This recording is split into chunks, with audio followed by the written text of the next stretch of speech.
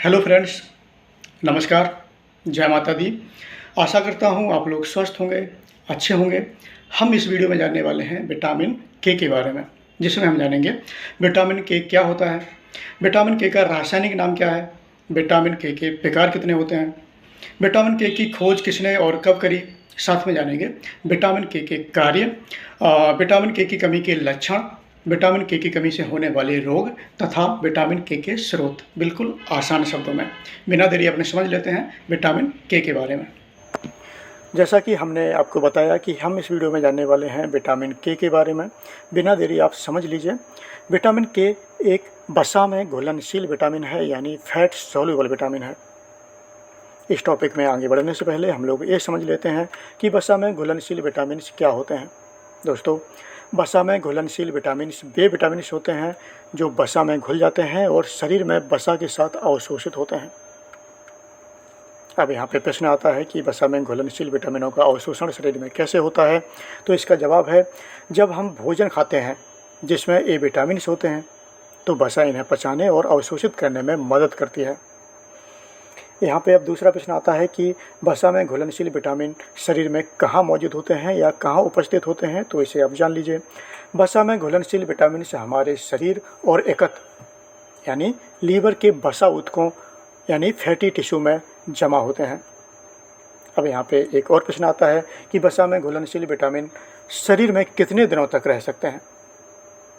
दोस्तों, इसका जवाब है, वसा में घुलनशील विटामिन से हमारे शरीर के अंदर बहुत दिनों तक और कभी कभी महीनों तक सुरक्षित रह सकते हैं। जैसा कि आप स्क्रीन पर देख पा रहे हो, मैंने एक शरीर लिखा है जल में घुलनशील विटामिन और एक शरीर लिखा है वसा में घुलनशील विटामिन। तो जो वसा में घुलनशील विटामिन होते हैं वह हैं vitamin A, vitamin D, vitamin E और विटामिन के। दोस्तों, इस सारणी के माध्यम से आप लोग अच्छे से समझ गए होंगे, अच्छे से जान गए होंगे कि वसा में घुलनशील विटामिन कौन कौन से हैं और जल में घुलनशील विटामिन कौन से होते हैं। खैर, इस टॉपिक में आप एक बार फिर से मोटा मोटा जान लीजिए। विटामिन के एक वसा में घुलनशील विटामिन है, यानी फैट सॉल्युबल विटामिन है। विटामिन के दो मुख्य रूप हैं। नंबर 1 पे है विटामिन के1 और नंबर 2 पे है विटामिन के2। विटामिन के1 का रासायनिक नाम यानी कि वैज्ञानिक नाम है फाइलोक्विनोन। दोस्तों, विटामिन के1 पौधों में पाया जाता है, यानी इसे हम पौधों से प्राप्त करते हैं। नंबर 2 पे है विटामिन के2। इसका रासायनिक नाम है, इसका वैज्ञानिक नाम है मेनाक्विनोन। यह हमें एनिमल्स बेस्ड प्रोडक्ट्स और फर्मेंटेड फूड से मिलते हैं। अब बात आती है कि भैया विटामिन के का रासायनिक नाम क्या है। तो विटामिन के का रासायनिक नाम, वैज्ञानिक नाम है फाइलोक्विनोन, जो विटामिन के1 के रासायनिक नाम पर रखा गया है। तो कंफ्यूज नहीं होना है, विटामिन के का रासायनिक नाम है फाइलोक्विनोन। अब बात आती है कि विटामिन के की खोज कब हुई और किसने करी। तो इसको आप जान लीजिए। विटामिन के की खोज 1929 में स्टेरॉल मेटाबॉलिज्म पर प्रयोगों के एक भाग के रूप में हुई थी।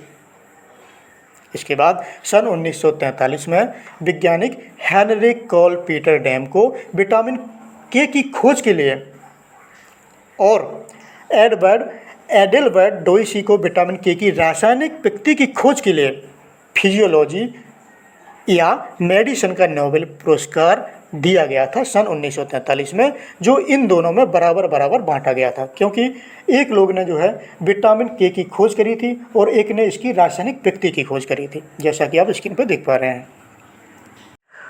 अब आप जान लीजिए विटामिन के कार्य यानी कि फंक्शन ऑफ विटामिन के। दोस्तों, विटामिन के रक्त के थक्के बनने के लिए आवश्यक है। यह रक्त के थक्के बनाने वाले प्रोटीन के उत्पादन में मदद करता है। दोस्तों, विटामिन के हड्डियों के स्वास्थ्य में भी भूमिका निभाता है। यह हड्डियों में कुछ प्रोटीन बनाने में मदद करता है जो हड्डियों को मजबूत बनाते हैं। विटामिन के की सहायता से ही शरीर अस्थियों यानी कि बोन्स तथा अन्य ऊतकों यानी कि टिश्यूज़ में कैल्शियम के बंधन को नियंत्रित यानी कि कंट्रोल करता है। इसके अतिरिक्त भी विटामिन के हमारे शरीर में कुछ अन्य महत्वपूर्ण कार्य भी करते हैं, जैसे गर्भस्थ शिशु के विकास के लिए तथा उत्तम स्वास्थ्य के लिए आवश्यक है। स्वस्थ हड्डियों के लिए भी आवश्यक है। कैल्शियम के अवशोषण में सहायक है। वृद्धावस्था में हड्डियों की रक्षा के लिए भी ये आवश्यक होते हैं। ये तो हो गए विटामिन के प्रमुख कार्य। अब आप जान लीजिए विटामिन के की कमी के लक्षण। दोस्तों, विटामिन के की कमी होने पर निम्न संकेत व लक्षण महसूस हो सकते हैं, जैसे हल्की चोट लगने पर भी अत्यधिक रक्तस्राव होना, चोट या घाव का भरने में समय लगना, नाक से, मसूड़ों से या महामारी के दौरान यानी कि मेंस्ट्रुएशन साइकिल के दौरान अत्यधिक रक्तस्राव होना, पेशाब या मल में रक्त का आना, जोड़ों और हड्डियों में दर्द होना, हड्डियों का कमज़ोर होना। वैसे दोस्तों लक्षण ही बीमारी का संकेत देते हैं या बीमारी को इंगित करते हैं, फिर भी आप विटामिन के की कमी से होने वाले रोगों को जान लीजिए। विटामिन के की कमी से होने वाले रोगों में शामिल है ऑस्टियोपोरोसिस। अभी ऑस्टियोपोरोसिस नामक बीमारी क्या चीज़ है तो इसको आप जान लीजिए। ऑस्टियोपोरोसिस एक ऐसी स्थिति है जिसमें हड्डियां कमज़ोर यानी कि वीक और भंगुर हो जाती हैं। विटामिन के की कमी से होने वाले रोगों में शामिल है हेमरेज या अनकंट्रोल्ड ब्लीडिंग, जिसे हिंदी में कहते हैं रक्तस्राव होना या रक्त का थक्का ना जमना। दोस्तों जब शरीर में किसी प्रकार की चोट लग जाए और रक्त का थक्का ना जमे और अत्यधिक या अनियंत्रित रक्तस्राव हो, इस स्थिति को हेमरेज या अनकंट्रोल्ड ब्लीडिंग कहते हैं।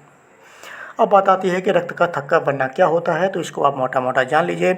जब शरीर में किसी प्रकार की चोट की स्थिति उत्पन्न होती है तब ये थ्रोम्बियन में परिवर्तित होकर रक्त का थक्का जमाते हैं। ब्लड प्लाज्मा में घुलनशील प्रोटीन फाइब्रिनोजन पाया जाता है, जो चोट लगने पर चोटले स्थान पर थ्रोम्बियन तथा थ्रोम्बोप्लास्टिन के साथ मिलकर फाइब्रिन नामक जाल के समान संरचना बनाते हैं, जिसमें ब्लड प्लाज्मा तथा कोशिकाएं फंस जाती हैं तथा इस प्रक्रिया को ही थक्का बनना कहते हैं। विटामिन के की कमी से पाचन तंत्र से संबंधित परेशानियां भी उत्पन्न होती हैं।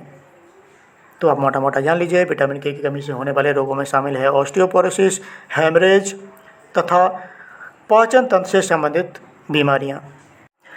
अब आप जान लीजिए विटामिन के स्रोत यानी कि सोर्सेस ऑफ विटामिन के। दोस्तों विटामिन के हम दो स्रोतों से प्राप्त करते हैं। नंबर 1 पे है पौधों द्वारा विटामिन के स्रोत और नंबर 2 पे है पशुओं द्वारा विटामिन के स्रोत। जैसा कि मैंने शुरुआत में ही बताया था कि विटामिन के 2 प्रकार के होते हैं। विटामिन K1 जो हमें जो है पौधों से प्राप्त होता है और विटामिन K2 जो हमें एनिमल बेस्ड प्रोडक्ट और फर्मेंटेड फूड से मिलते हैं। तो सबसे पहले आप जान लीजिए पौधों द्वारा विटामिन के स्रोत। पौधों द्वारा विटामिन के स्रोतों में शामिल है गहरे हरे रंग की भाजियाँ जैसे सरसों की भाजी, विभिन्न गोभी जैसे पत्ता गोभी, फूल गोभी तथा ब्रोकली, हरी पत्तेदार भाजियाँ जैसे पालक, शलजम की पत्तियाँ, सलाद पत्ता, धनिया आदि, सूखे मेवे तथा नट्स जैसे अंजीर, किशमिश, बादाम इत्यादि।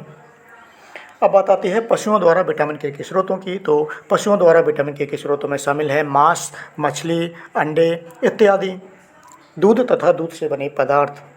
दोस्तों वैसे अनाज में भी विटामिन के पाया जाता है लेकिन बहुत कम मात्रा में होता है। इसके अतिरिक्त कुछ मात्रा में विटामिन के शरीर में मौजूद अच्छे बैक्टीरिया द्वारा भी बनाया जाता है। दोस्तों इस टॉपिक का सारांश एक बार आप मोटा मोटा समझ लीजिए। विटामिन के हमारे शरीर के बाहर चोट लगने पर रक्त का थक्का जमाने के लिए अत्यंत आवश्यक है। दोस्तों आप लोगों ने देखा होगा जब हमारे शरीर पर कहीं पर भी चोट लग जाती है और जो ब्लड निकलता है, जो खून निकलता है, वो वहीं जम जाता है। अभी जमता क्यों है? इसमें विटामिन के का महत्वपूर्ण योगदान होता है। अगर हमारे शरीर पर कहीं चोट लगे और ब्लड का थक्का ना जमे, ब्लड निकलता रहे, तो जान माल का खतरा भी हो सकता है। तो दोस्तों विटामिन के हमारे शरीर में रक्त का थक्का जमाने के लिए अत्यंत आवश्यक है। इनकी कमी के प्रभाव से थक्का बनाने की क्रिया के साथ ही अन्य क्रियाएं भी प्रभावित होती हैं। तो आप मोटा मोटा जान लीजिए, मोटा मोटा समझ लीजिए, विटामिन के रक्त के थक्का बनाने में महत्वपूर्ण योगदान निभाता है। इसके अतिरिक्त विटामिन के हड्डियों के स्वास्थ्य में भी भूमिका निभाता है। दोस्तों विटामिन के ऊपर यह टॉपिक, यह जानकारी आपको कैसी लगी कमेंट में ज़रूर साझा करें। मिलता हूँ किसी और एक टॉपिक में, एक और शानदार, जानदार और इंटरेस्टिंग वीडियो में। तब तक के लिए जय माता दी।